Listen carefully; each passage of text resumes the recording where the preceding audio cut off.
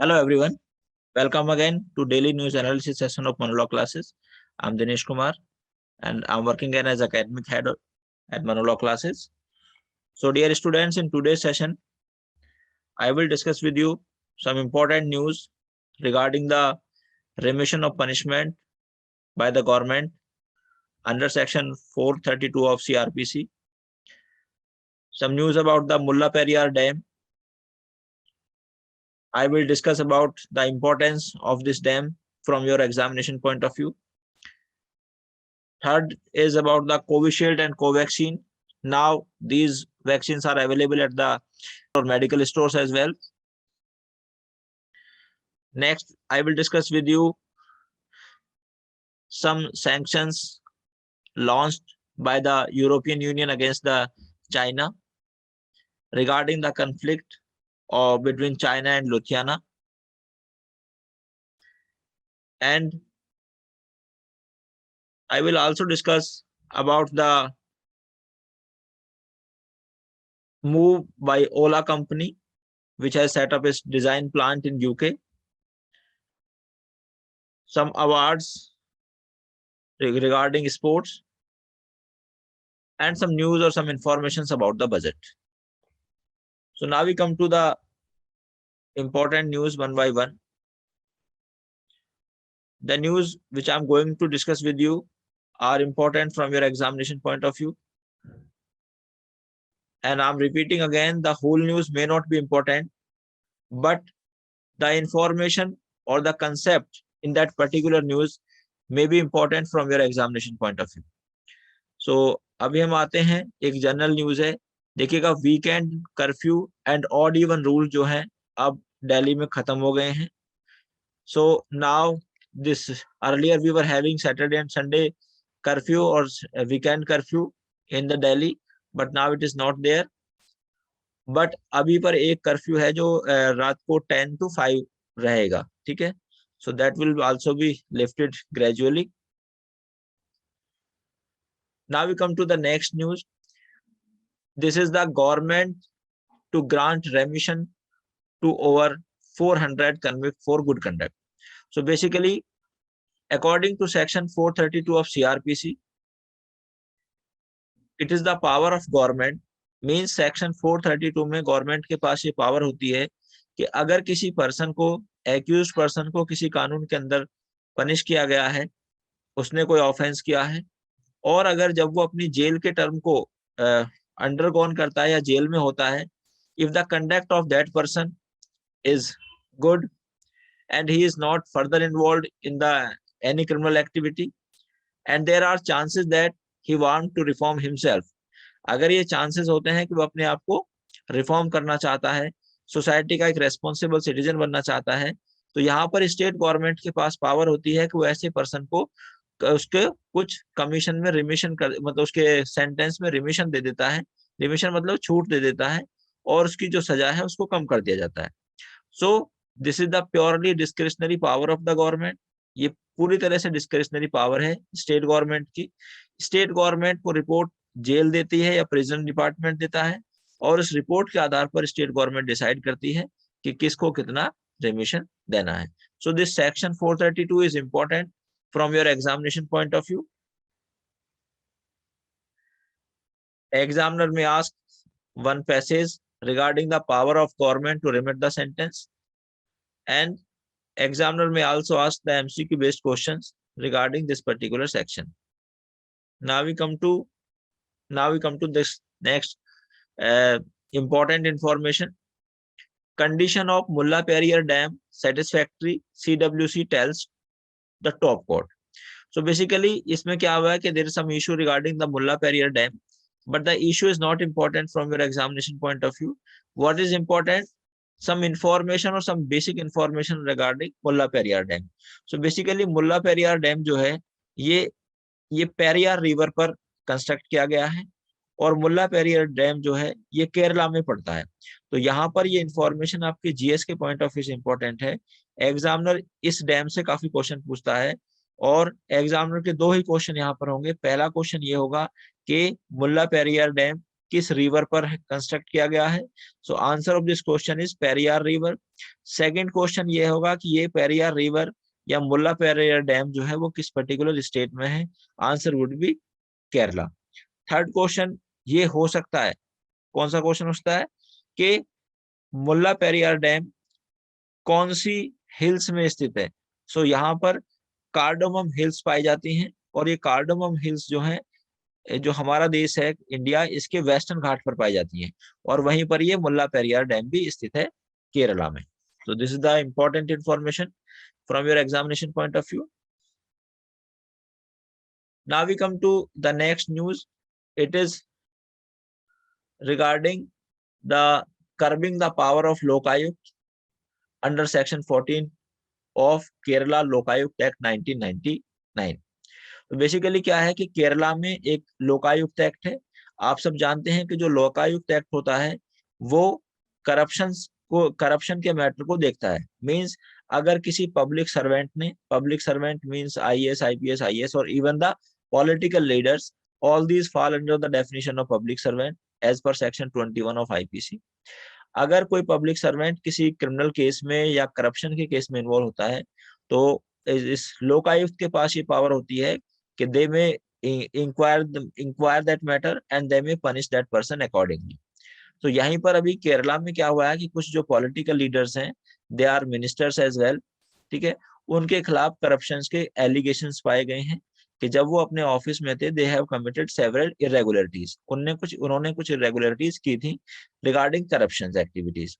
सो अब गवर्नमेंट क्या करना चाह रही है कि गवर्नमेंट वहां के गवर्नर से कह रही है कि वहां पर एक ऑर्डिनेंस पास किया जाए, उस ऑर्डिनेंस के द्वारा जो लोकायुक्त की पावर है उनको केवल एक रिकमेंडेटरी पावर बना दिया जाए। मींस अभी तक जो लोकायुक्त की पावर है, they have the binding effect over the government, but government ये चाहती है कि उनका बाइंडिंग इफेक्ट ना होकर उनका केवल रिकमेंडेशन हो। Means government will be free if this ordinance will be passed whether to accept the recommendation given by the lokayuk or to reject the recommendation given by the lokayuk.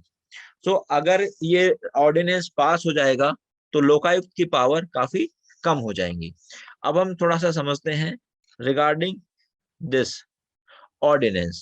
So basically ordinance is passed by the governor as well as president. Some of you may be aware that ordinance is passed by the president under article 123 and by the governor under article 213. So this matter is related to article 213. So this is the important information for you, and you may get a passage based upon Lokayukt Act. So this is very important from your examination point of view. Now we come to the next important news, and the important news is that now the DCGI means the Drug Controller General of India. ये एक drug से संबंधित सबसे बड़ा officer होता है, और ये इस बात को परमिशन देता है कि विच vaccine will work in India, कौन सी वैक्सीन को इंडिया में अलाउ किया जाएगा, क्या किसको अलाउ नहीं किया जाएगा। सो अब यहाँ पर DCGI ने एक परमिशन दे दी है कि now this Covishield and Covaxin can be available in the market. Means अभी तक ये जो हमारे मेडिकल स्टोर्स हैं उस पर अवेलेबल नहीं होती थी, लेकिन अब DCGI ने परमिशन दे दी है कि now these vaccines will be also available on these medical stores और it will be available in the market, but it is subject to certain conditions. तो जो कंडीशंस इसमें लगाई गई हैं उनको फॉलो करना पड़ेगा। अगर इसके पीछे हम रीजन देखें कैसा क्यों किया गया है, तो basically the reason of behind this approval is that these vaccines will be available in the market for the emergency use as well. और इसका दूसरा बेनिफिट ये होगा कि अभी हमारे जो देश में 18+ लोगों को जो वैक्सीन लगती हैं उसमें काफी गैप आ जाता है सेकेंड डोज में और थर्ड डोज में। So if the vaccine will be easily available in the market then this gap can be reduced. तो अगर वैक्सीन मार्केट में इजीली अवेलेबल होगी तो फिर इस गैप को कम किया जा सकता है। So this is the good news. Now we come to the controversy between Russia and USA so Russia और यूएसए की जो कंट्रोवर्सी चल रही है regarding Ukraine getting the membership of NATO, तो इसमें Russia sees room for dialogue with USA. तो Russia ने कहा कि we are ready to have dialogue with USA, but USA has to think about our security concerns as well. तो यहाँ पर there is some possibility कि इनके बीच में कुछ कंप्रोमाइज हो सकता है एंड वर्ल्ड में refrain from war in future. This is not so important again today. Now we come to this news is important. EU launches WTO case against China for targeting Lithuania. तो ये news important है। EU means European union है, ठीक है। तो European country की एक union बनाई हुई है रिगार्डिंग बिजनेस मैटर्स, और इसमें क्या हुआ है अभी कि यूरोपियन यूनियन ने चाइना के अगेंस्ट एक केस फाइल किया है WTO में। सो WTO क्या है? World trade organisation. सो इसमें इसके ग्राउंड क्या है, किस ग्राउंड पर क्या है? So basically earlier there was controversy between China and Lithuania. So Lithuania क्या है? Lithuania is one of the smallest country of Europe. अब लुथियाना के बीच में और चाइना के बीच में कंट्रोवर्सी थी, and this controversy was regarding the Taiwan. क्या कंट्रोवर्सी थी? लुथियाना ने ताइवान को एक कंट्री रिकॉग्नाइज किया और वहीं पर अपने उसके साथ अपने डिप्लोमेटिक रिलेशन एस्टेब्लिश किए, जबकि ये बात चाइना नहीं चाहता था। Taiwan is not a country in the eyes of China, but Lithuania recommended that or considered that Taiwan is a country. So basically this is related to the topic of recognition in international law. थोड़ा सा इसको हम समझ लेते हैं। So there is a topic in international law that is recognition. तो recognition क्या होता है बच्चों?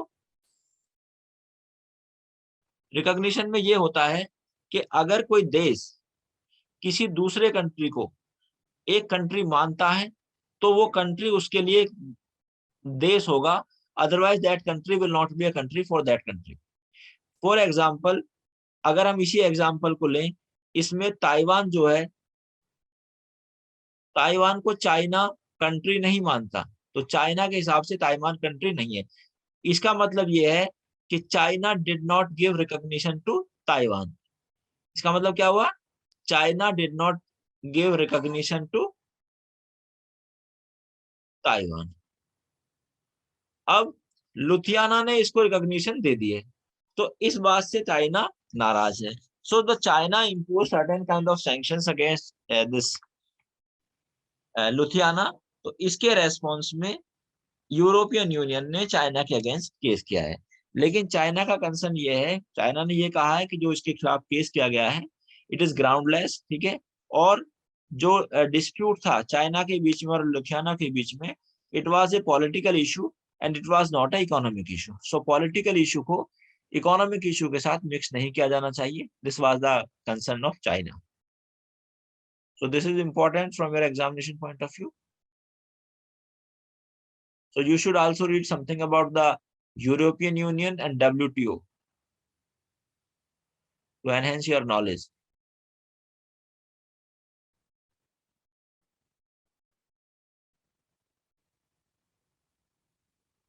Now we come to one important news. So basically क्या है?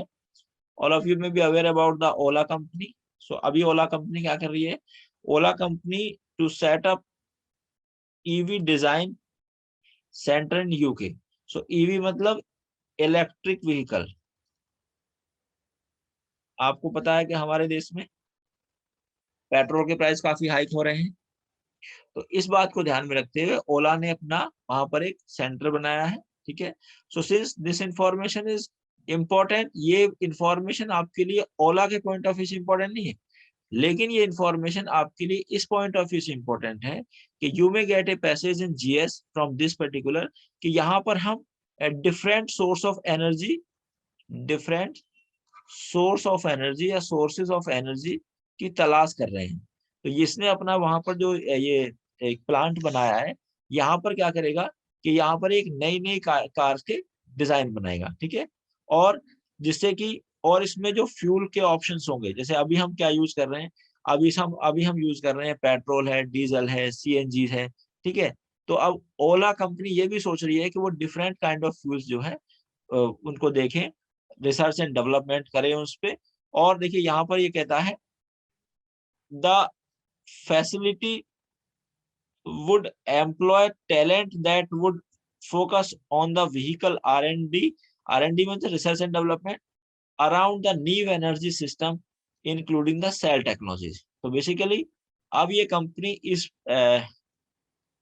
इस प्रोजेक्ट पे काम कर रही है कि हम फ्यूल के नए ऑप्शन तलाश करें, जिससे कि जो लोगों की डिपेंडेंसी है पेट्रोल और डीजल पर वो कम हो जाए। सो लोगों को इससे थोड़ा सी राहत भी मिलेगी और ये कंपनी का भी बेनिफिट करेगा, और इससे it will also save our environment. So the name of company is not important, but the new fuels or the future fuels for the vehicles is important from your examination point of view. देखिए, every news is not important, but you must be aware about some special aspect of the news. So that is taken by the examiner to check your knowledge. तो यहाँ पर ये एक news है, जिसमें भी this may not be relevant for CLAT examination, but it may be relevant for other law entrance examination. तो वहां पर ये एमसीक्यू से क्वेश्चन आपसे आ सकता है कि aces sportsman of the year nominee, तो ये एक स्पोर्ट अवार्ड है और इसमें इन 3 लोगों को इसके मतलब नाम को नॉमिनेट किया गया है, इनको चुना गया है, नीरज, रवि एंड प्रमोद। ठीक है, तो यहाँ पर स्पोर्ट स्टार एक अवार्ड दिया जा रहा है, जो कि बहुत सारी कंपनीज हैं, लाइक बायजूस है, स्पोर्ट स्टार है, एसीएससी है, तो ये सब मिलके कर रहे हैं। तो यहाँ पर name of company is not important, but the name of all these 3 person is important. और इन तीनों में से भी सबसे ज्यादा नाम जो इम्पोर्टेंट है वो किसका है, that is of Neeraj Chopra. वो नीरज चोपड़ा का नाम सबसे ज्यादा इम्पोर्टेंट है। तो देखिए यहाँ नीरज चोपड़ा क्या कहता है कि Neeraj won India's first ever Olympic gold medal in athletes. He also became only the second Indian to win Olympic individual gold after Abhinav Bindra. तो बेसिकली पहला इंडिया का ओलंपिक गोल्ड जो जीता था वो अभिनव बिंद्रा ने जीता था, और सेकंड जो बन गए हैं वो नीरज चोपड़ा बन गए। ठीक है, तो ये नीरज चोपड़ा इन तीनों में सबसे ज्यादा इंपॉर्टेंट है from your examination point of view.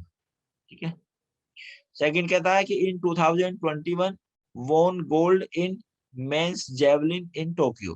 तो अब देखिए यहाँ पर क्या है कि भाई ये स्पोर्ट्स कहाँ पर हुए, तो देखिए आंसर होगा टोक्यो में हुए।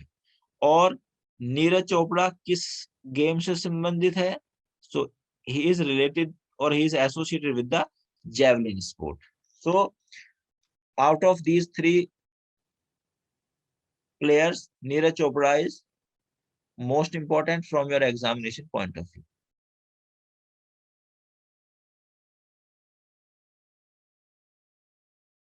Now this is important. आप जानते हैं कि हमारा 1 फरवरी 2022 को बजट मतलब पेश किया जाएगा। तो पहला पॉइंट ये होता है कि बजट को कौन पेश करता है, तो बजट को पार्लियामेंट में पेश करता है और ये फाइनेंस मिनिस्टर करता है। सो फाइनेंस मिनिस्टर कौन है अभी हमारे देश की, तो ये है निर्मला सीतारमन जी जो है, she is the present finance minister of our country. अब यहाँ पर हम थोड़ा सा बजट के बारे में समझते हैं। तो बजट के बारे में अगर आप देखेंगे, so article 112 of constitution of India budget की बात करता है, ये फाइनेंस बिल की बात करता है, and finance bill is budget. Okay, now तो इसके हम कुछ मेजर कंपोनेंट करते हैं। तो किसी भी बजट के 3 मेजर कंपोनेंट होते हैं। पहला होता है एक्सपेंडिचर। एक्सपेंडिचर का मतलब होता है कि गवर्नमेंट ये देखती है कि उसको कितने पैसे खर्च करने हैं। सेकंड होता है रिसिप्ट। रिसिप्ट का मतलब पैसे खर्च करने के लिए पैसे होने भी जरूरी होते हैं, मींस कि गवर्नमेंट के पास सोर्सेज ऑफ इनकम क्या है और उन सोर्सेज ऑफ इनकम से गवर्नमेंट के पास कितने पैसे आ जाएंगे। And third is the deficit. अब डेफिसिट क्या है कि जो कमी कितनी रहेगी। अगर हम इसको एक एग्जांपल से समझें, सपोज गवर्नमेंट ने प्लान बनाया कि the government will spend 1000 crore rupees. Government 1000 crore रुपए देश के डेवलपमेंट पर, लोगों की सैलरीज पर, पेंशन पर और सब एक्सपेंसेस पर खर्च करेगी। अब सपोज दैट गवर्नमेंट के पास जो सोर्सेज ऑफ रेवेन्यू है, दीज आर 700 करोड़ रुपीज। तो यहाँ पर खर्च कितने करने हैं, 1000 करोड़। गवर्नमेंट के पास सोर्स ऑफ इनकम है 700 करोड़ का, so this 300 crore will be deficit. अब ये डेफिसिट जो गवर्नमेंट क्या करेगी, इस पैसे को government will borrow this money either from the bank or from any other financial institution। इसको ये या तो यहां से लेगी या किसी और फाइनेंशियल इंस्टीट्यूशन से लेगी। नाउ आगे फिर हम चलते हैं इस पे, तो हम देखते हैं beside their impact on assets and liabilities। अब देखिए क्या कह रहा है, there are 3 मेजर कंसर्न हमने आपको डिस्कस कर दिए। तो यहाँ पर क्या होता है कि टोटल एक्सपेंडिचर को 2 भागों में हम डिवाइड कर देते हैं। तो मतलब जितना भी हमारा एक्सपेंडिचर होता है, तो पहला हमारा पॉइंट है एक्सपेंडिचर। एक्सपेंडिचर को हम 2 भागों में डिवाइड करते हैं। First is the capital expenditure, और दूसरा हमारा क्या है, दूसरा है हमारा revenue expenditure, REVEN, revenue expenditure. Basically जो कैपिटल एक्सपेंडिचर है, इसमें जो गवर्नमेंट पैसे खर्च करती है, वो ऐसे कामों पर पैसे खर्च कर सकती है जिससे कि इन नियर फ्यूचर गवर्नमेंट की जो लाइबिलिटीज हैं वो कम होंगी, एंड असेट्स जो है, असेट्स इंक्रीज होगी, असेट्स विल इंक्रीज। ठीक है। और जैसे मान लिया कोई हॉस्पिटल बनाना है ना, कोई गवर्नमेंट कंपनी बनाना, इस तरह की चीजें। और ये जो रिवेन्यू एक्सपेंडिचर है, means this expenditure include paying salaries to the government employee, pensions, day-to-day work expenses of the government. So this is the relevant information regarding the budget from your examination point of view. So that's all for today, my dear students. I will come again tomorrow with the daily news analysis topic. Till then, thank you very much. Goodbye. Please take care of yourself.